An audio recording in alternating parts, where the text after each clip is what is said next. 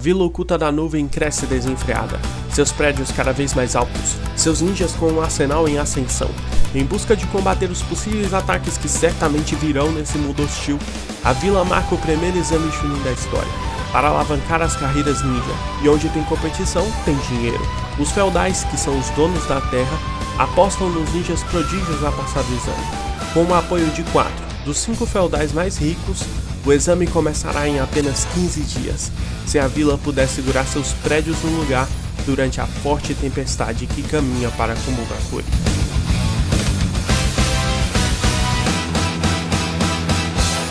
O sol já estava quase no meio do céu, quando Kushina e Nagato se preparavam para sua luta, que era uma brincadeira comum entre as crianças, mas que nas suas cabeças era a batalha lendária que definiria o destino do mundo.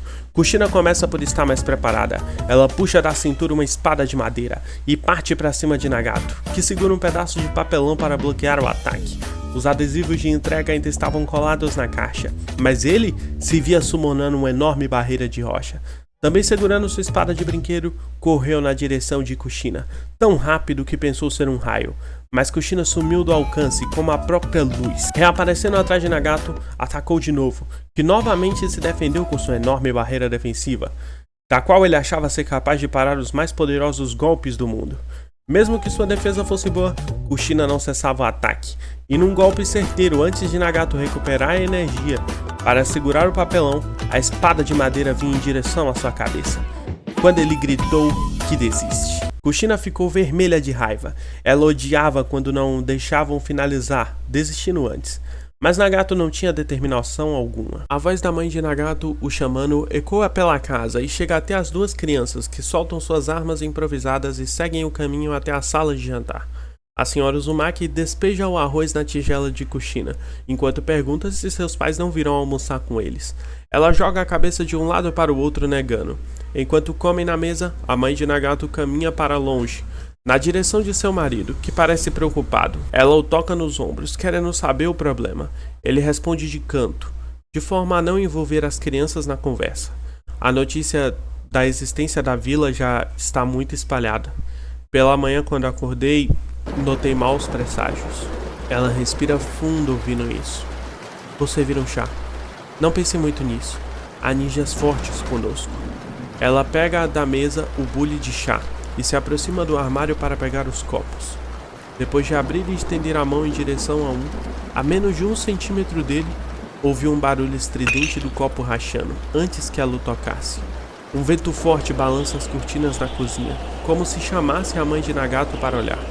Ela caminha e não enxerga nada muito além da sua casa, mas o grunhido de um pássaro a faz levantar o rosto e notar que ele está girando em torno da sua casa, de um lado para o outro incessante. Ela engole seco, encarando o muro da aldeia que dava para ser visto um pouco dali.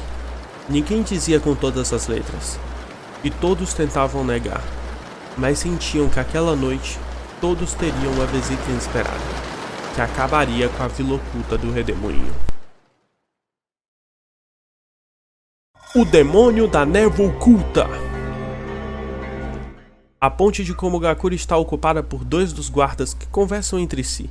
O sol acabava de se pôr, e junto dele, o turno daqueles 2 ia embora. O frio das altas montanhas de Kumogakure chegava, congelando a inspiração dos ninjas em fumaça.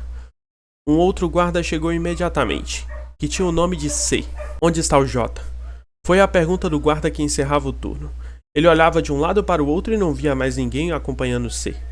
Sabe que ele sempre se atrasa alguns minutos, retrucou, assumindo o posto enquanto os outros iam embora. O novo guarda recostou no portão, pegou um cigarro do bolso e antes de acender, expirou fundo. Mas quando expirou, não viu a fumaça branca. Ela se misturava com o próprio ar. O lugar imediatamente foi tomado por uma densa névoa, que Kumogakure nunca viu. C não enxergava nem mesmo as cercas da ponte na sua frente. O desespero o consumia. Ele via vultos correndo pela névoa, sem ter noção do que era.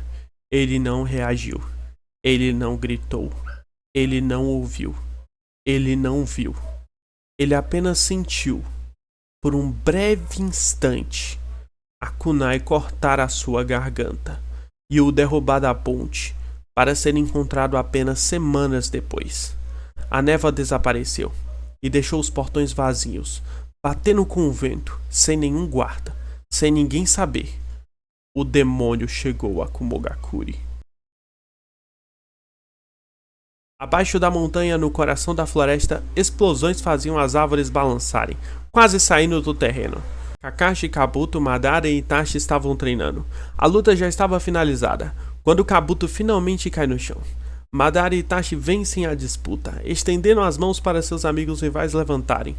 A posição da lua indica já ser tarde da noite, muito depois do ocorrido com o C. Enquanto Madara e Itachi enchiam o saco de Kabuto, Kakashi levantou e foi até a sua mochila, tirando seu cantil para beber água, deixando a máscara no queixo, quando de repente um forte vento balançou a mata. O céu foi tomado por nuvens negras de chuva, e o coração de Kakashi tomado por um mau pressentimento. Da elite shinobi, quem está na vila? Perguntou Kakashi, interrompendo a conversa de seus companheiros. Todos estranhavam a pergunta, e Itachi respondeu de cara. Vai mudar de assunto para não ser mais zoado? Da elite aqui só tem eu e o Madara. Madara começou a gargalhar, pondo a mão no ombro de Itachi. Kakashi viu ao lado uma migração de aves, coisa que nada era comum naquelas condições. Nem Kakashi nem Kabuto riram da piada.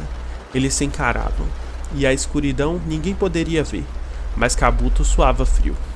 Kabuto, você também sentiu, não é? Os outros dois finalmente paravam de rir, voltando o rosto para Kabuto, que parecia surpreso com a pergunta, mas que acenou devagar com a cabeça que sim. Vamos voltar para a vila, o braço direito do Raikage disse, e agora Itachi e Madara reparavam nos maus presságios. Se voltando para junto de Kakashi, os ninjas recolheram suas coisas e marcharam para Kumogakure.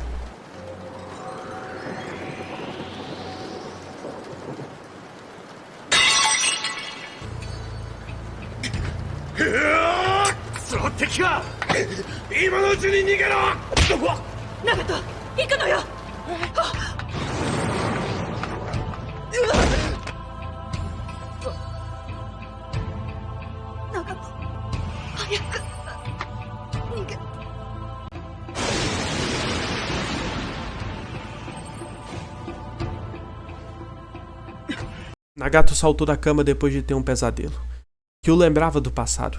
Suas mãos ainda tremiam, e ele suava como se fosse real. Enxugando sua testa com a mão, caminhou tentando se acalmar até a varanda, para pegar um ar. Porém, quando ele respirou fundo, o ar estava mais frio do que o normal. A rua estava coberta por uma névoa, impedindo de ver até a casa do seu vizinho da frente. Estava silencioso, não como se todos estivessem dormindo, mas como se não tivesse ninguém vivo ali. Seu coração quase parou ouvindo bater a porta. Caminhou devagar até ficar de frente para o olho mágico. Devagar se aproximou e viu Kushina do outro lado da porta. Ele abriu bruscamente e ela entrou igualmente assustada. Tem algo de errado aqui. Eu também tô sentindo. Kushina estava trêmula e apontou sem manter o braço quieto para a névoa lá fora. Ela respirava de forma incontrolável e era difícil entender, mas ela perguntou soluçando a Nagato. Também achou essa névoa familiar? Nagato rangeu os dentes e cerrou os punhos. Ele queria fingir que não tinha reconhecido. Finalmente ouviram algo de fora da casa, mas infelizmente não era um bom som. Eram gritos de dor e sofrimento, que começavam e bruscamente paravam, um após o outro, até que a porta quase pulou para dentro da sua casa, com batidas fortes do lado de fora, gritos de socorro e um tom de desespero muito convincente de que um filme de terror acontecia lá fora. Kushina se aproximou para abrir, e Nagato segurou a mão dela dizendo que era perigoso demais para arriscarem. Apontando para a bandana, ela insistiu a abrir. Foi só aí que ele soltou a mão de Kushina, que agarrou a maçaneta puxando para dentro. O peso que vinha atrás fez a porta abrir rapidamente, batendo contra a parede ao lado deles. Mas não foi um homem desesperado que empurrou a porta. Foi somente o seu corpo, que caiu no chão na frente dos dois ninjas, derramando litros de sangue. Um ninja patife estava atrás do corpo, empunhando uma espada enorme. Ele estava sujo de sangue, e somente seu olhar seria suficiente para qualquer um ter certeza que estava na frente de um demônio. Nagato tentou usar seu projétil de vento, que não foi suficiente nem para cortar qualquer peça de roupa do ninja patife, mas foi o suficiente para empurrá-lo um pouco para fora. Ele podia tentar se trancar dentro de casa, mas ficava muito claro pelo tamanho da espada que nenhuma porta seguraria ele do lado de fora. O ninja Patife ergue sua mão, fazendo um gesto que intensifica a névoa. Ele desaparece nela. Nagato de repente não enxerga nem Kushina direito, apenas a sua silhueta. Com uma cotovelada, o ninja derruba Nagato, que cai girando do outro lado da rua, de frente para Kushina, que o vendo está segurando, abraçando sua kunai, como se tivesse alguma coisa para fazer, mas tudo que ela conseguia fazer era tremer enquanto segurava a arma ninja. O ninja Patife aparece atrás dela. Nagato implora para que ele deixe eles em paz, que eles são só crianças, que não fizeram nada, que eles desistem da luta. Nagato tenta implorar de todas as formas e o convencer de não fazer aquela loucura. Mas Abusa, olhando Nagato nos olhos, diz que na luta de verdade, na luta de ninjas, não existe desistência. Que ergue as mãos dizendo que desiste. Se apoiou para também levantar e ir embora quando ele gritou que desiste. Nem vitória e nem derrota. Existe sair vivo e morrer.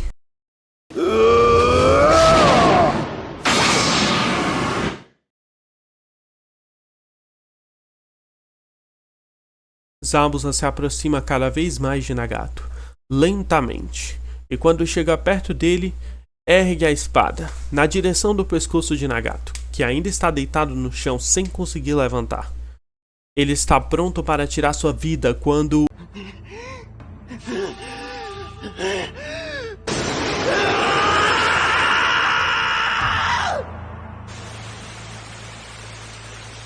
Devagar, Nagato recupera o movimento de seus dedos. Se escora finalmente para conseguir levantar. Quando ele finalmente está de pé, Zabuza já sumiu, e a névoa começa a se misturar no ar, desaparecendo. O que finalmente permite que Nagato veja o final da rua, por onde Kakashi, Kabuto e Itachi Madara vêm correndo, e param somente quando notam que não há mais um ataque ninja, somente as vítimas. Kakashi segura o ombro de Nagato caído, o chamando pelo nome várias vezes sem resposta. O garoto está travado, e quando finalmente começa a chorar, explode de raiva, empurrando Kakashi e gritando para todos eles ali: "Não são vocês os mais fortes, a elite, os favoritos do exame? Onde que vocês estavam quando poderiam ser úteis?" Os ninjas tinham consciência de que era errado os culpar, mas não corrigiram Nagato, apenas o deixaram liberar toda a raiva e tristeza. O culpado verdadeiro era o Zabuza. Nagato gritava em meio às lágrimas que a elite também tinha culpa, mas seu coração gritava o tempo todo que a única culpa era dele mesmo. Ontem o ninja Patife classificação S invadiu a vila. Conhecido como o Demônio da Névoa Oculta, seu nome verdadeiro é Zabuza Momoshi. Ele fez sozinho mais de 100 vítimas, e fez isso sem que nenhum guarda suspeitasse do ataque. Disse Haikage ao conselho de Komogakure. Eles fechavam as mãos lamentando quando o Haikage continuou. Acreditamos que ele faça parte de um grupo no Kenin, chamado de Os Sete Espadachins da Névoa.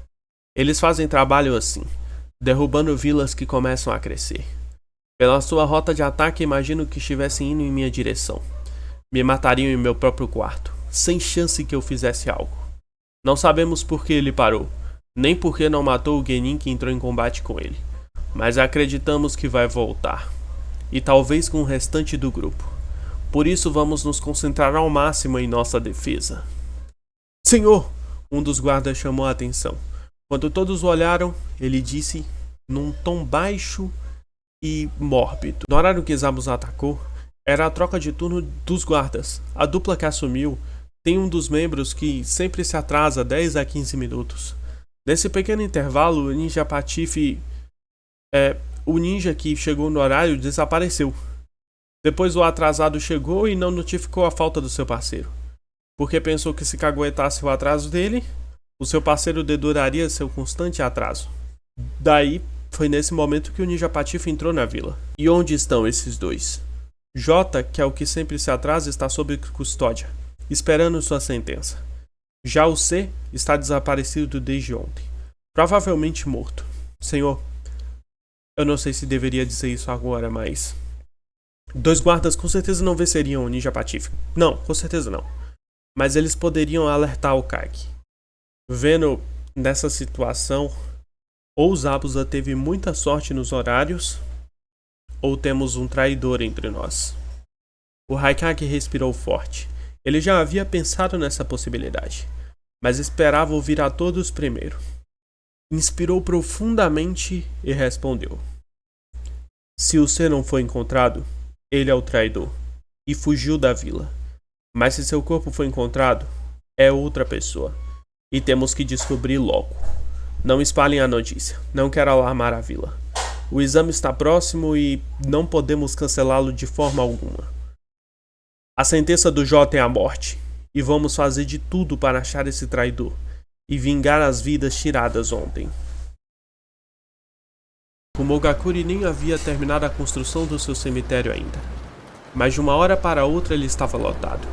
A chuva que caía já há um bom tempo escorria pelo rosto de Nagato, se misturando com suas lágrimas, ante a pedra memorial que foi criada. Uma pedra enorme com o nome de vários ninjas que deixaram seu legado em Komogakuri e acabaram partindo.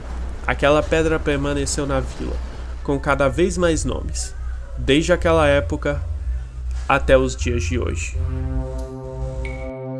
Mano, a Kushina foi uma das primeiras Kunoichis da nossa vila. Inclusive, eu acho que seu maior feito foi lutar ao lado de Nagato contra Zabuza, que foi na primeira invasão que teve na vila.